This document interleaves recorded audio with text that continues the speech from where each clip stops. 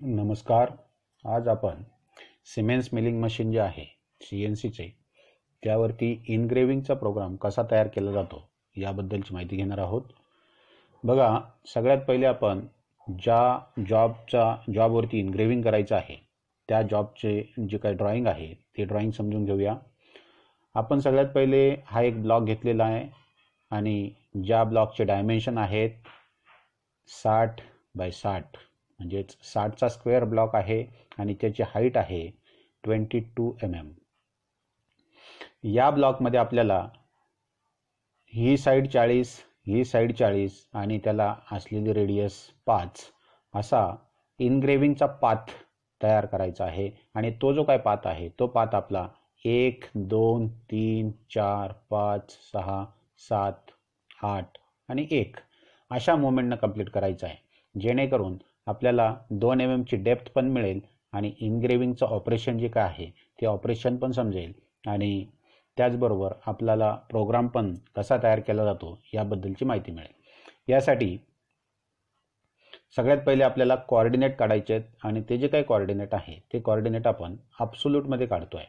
ॲब्सोल्यूटमध्ये coordinate काढताना आपल्याला हा जो काही जॉब आहे या जॉबला वर्क 0 फिक्स करावं लागेल, म्हणून या ठिकाणी आपण वर्क 0 फिक्स केलेला आहे आणि फ्रंट व्ह्यूमध्ये आपल्याला या ठिकाणी वर्क 0 दिसतोय. हा वरचा जो काय आहे हा टॉप व्ह्यू आहे. बघा, यामध्ये पॉईंट्स एक्स, वाय आणि झेड, एक्स वाय झेड ह्या CNC मिलिंग मशीनच्या मुख्य ॲक्सिस असतात. यामध्ये ZB लिहिलेलं आहे. ZB याचा अर्थ बिफोर पोझिशन, म्हणजेच काय की आपला टूल या जॉबला फ्रंट व्ह्यूला वरती येऊन थांबेल ही आपली बिफोर पोझिशन असेल आणि ज्यावेळेस टूल आपला वर्कपीसमध्ये एंट्री करेल ती आपली आफ्टर पोझिशन असेल.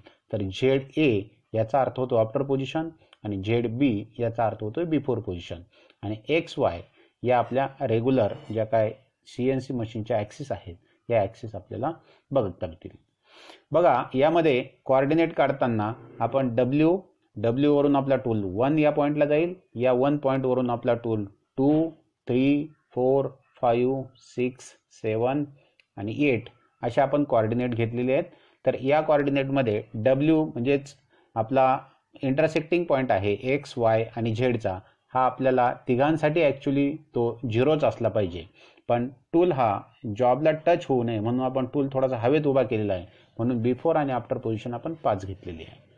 त्याच्यानंतर पॉईंट 1चे कोऑर्डिनेट काढताना एक्सचे कोऑर्डिनेट बघा, आपला 60 बाय 60चा स्क्वेअर आहे आणि त्यामध्ये 40 बाय 40 हे इनग्रेविंग आहे. याचा अर्थ या बाजूचं डायमेन्शन आपलं 10 आहे आणि या बाजूचं डायमेन्शन आपलं 10 आहे. तर या पॉईंटपासून 8 पर्यंत म्हणजेच या लाईनपर्यंत जर बघितलं तर आपलं 10 आणि इथं रेडियस आपण 5 mm ची घेतलेली आहे आणि हे 5, याचा अर्थ 1 पॉईंटला एक्स ॲक्सिस 15 आहे आणि वाय ॲक्सिस आपली 10 आहे आणि झेडची बिफोर पोझिशन आपली 5 आहे आणि झेडची आफ्टर पोझिशन म्हणजेच 1 या पॉईंटला टूल आपला वर्कपीसमध्ये जाईल, ही जी काही पोझिशन आहे ही -2 आहे. त्याच्यानंतर 1 वरून आपण 2ला जातोय, फक्त एक्स ॲक्सिसमध्ये चेंज होतोय. एक्स आपला 45 असेल. 45 कसा, तर कंप्लीट डिस्टन्स 60, यामध्ये हे 10 कमी झालं आणि हे 5 कमी झालं म्हणजे 15 कमी झालं म्हणून हे 45 आणि वाय आपलं जसं तसं असेल. झेडची बिफोर आणि आफ्टर पोझिशन, कारण मिलिंग मशीन आहे, टूल एकदा वर्कपीसमध्ये घुसल्यानंतर कंप्लीट काम झाल्याशिवाय म्हणजेच हे काम कंप्लीट केल्याशिवाय टूल बाहेर निघत नाही, म्हणून बिफोर आणि आफ्टर पोझिशन आपली सेम असेल. त्याच्यानंतर पॉईंट नंबर 3चे कोऑर्डिनेट, हा जो काही पॉईंट 3 आहे यामध्ये 45 इथपर्यंत आपला एक्स आला होता आणि अजून 5 mm पुढे गेला म्हणून एक्स 50 आणि वाय जो आहे वाय आपला 10 आणि वरती गेलेला 5 असा 15. झेडची बिफोर आफ्टर पोझिशन आपली सेम असेल. 3 वरून आपण 4ला जातोय. 4चे एक्स ॲक्सिसचे कोऑर्डिनेट जसा तसा असेल 50 आणि वाय ॲक्सिसचा कोऑर्डिनेट हे 10 आणि 5 कमी झाले 60 मधून तर हे 45, म्हणजेच आपला वाय 45, झेडची बिफोर आणि आफ्टर पोझिशन सेम असेल. त्याच्यानंतर 4 वरून आपण 5ला जातोय. एक्स ॲक्सिस कोऑर्डिनेट आपले 5 mm न कमी होत आहेत 45 आणि वाय ॲक्सिस कोऑर्डिनेट 5 mm न वाढत आहेत, कारण रेडियसचा जो काही चेंज आहे तो तिथं आपल्याला बघायला मिळतोय आणि झेडची बिफोर आणि आफ्टर पोझिशन सेम असेल. 5 वरून आपण 6ला जातोय. एक्समध्ये बदल होतोय. एक्स आपण 15 वर येतोय आणि वाय आपला जसा तसा राहतोय. झेडची बिफोर आणि आफ्टर पोझिशन सेम असेल. त्याच्यानंतर 6 वरून 7ला येतोय. एक्स आपला 10 असेल आणि वाय आपला पुन्हा 5 कमी होतोय 45. झेडची बिफोर आफ्टर पोझिशन सेम असेल आणि 7 वरून आपण 8ला येतोय.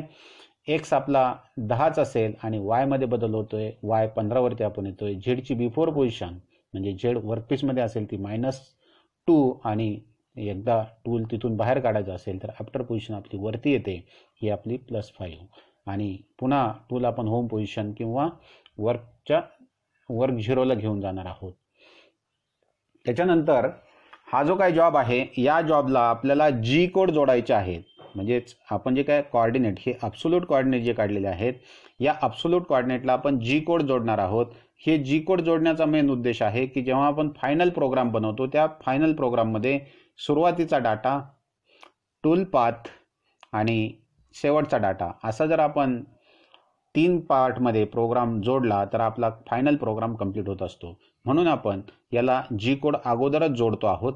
आपण कोऑर्डिनेट काढलेले आहे. कोऑर्डिनेट आपण टूलपाथमध्ये कन्वर्ट करतोय.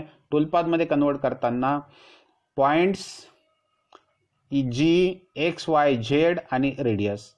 पॉईंट्समध्ये WS म्हणजेच वर्क 0, त्यानंतर पॉईंट 1 वरून टूल आपला 1' जाईल आणि 1' वरून पुन्हा टूल 1' वरून आपला टूल 2', 3', 4', 5', 6', 7', 8', 1', याचा अर्थ आहे बॉटमला पण आहे. इथून टूल पुन्हा आपल्याला वरती घ्यायचा आहे 1 आणि त्यानंतर आपण सेफ पोझिशन किंवा होम पोझिशनला जाणार आहोत. आणि ह्या मुवमेंटमध्ये आपला पहिला या पोझिशनपासून टूल इथपर्यंत मुवमेंट करतोय.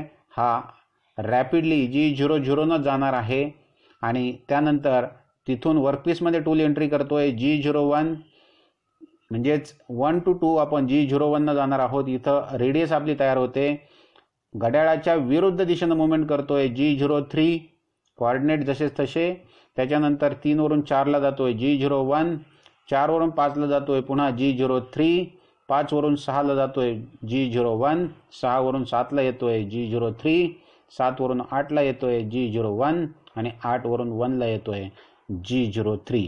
अशी आपली कंप्लीट मुवमेंट झालेली असेल आणि कोऑर्डिनेट आपण जसे तसे लिहिलेले आहेत. त्यानंतर आपला टूल वर्कपीसमधून बाहेर येणार आहे G00 आणि त्याच्यानंतर आपण वर्क 0 पोझिशन किंवा होम पोझिशनला टूलची मुवमेंट करणार आहोत.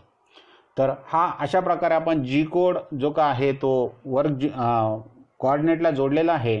आणि त्यानंतर आपण आता फायनल प्रोग्रामकडे येतोय. प्रोग्राममध्ये आपण सिमेन्स कंट्रोलचा प्रोग्राम तयार करतोय. म्हणून प्रोग्रामचं नाव विश 1 2 3 4 end of the block G74 X0 Y0 Z0 automatic home पोझिशनची कमांड आहे. G90 G94 G71 G54. G90 म्हणजे आपण बनवलेला प्रोग्राम हा ॲब्सोल्यूटमध्ये आहे. G94 म्हणजे आपण प्रोग्रामला दिलेली फीड ही mm/मिनिट आहे आणि G71 म्हणजेच आपला जो काय डाटा आहे तो मेट्रिकमध्ये आहे आणि आपण जो काय ऑफसेट आहे तो G54 पेजवरती भरतोय.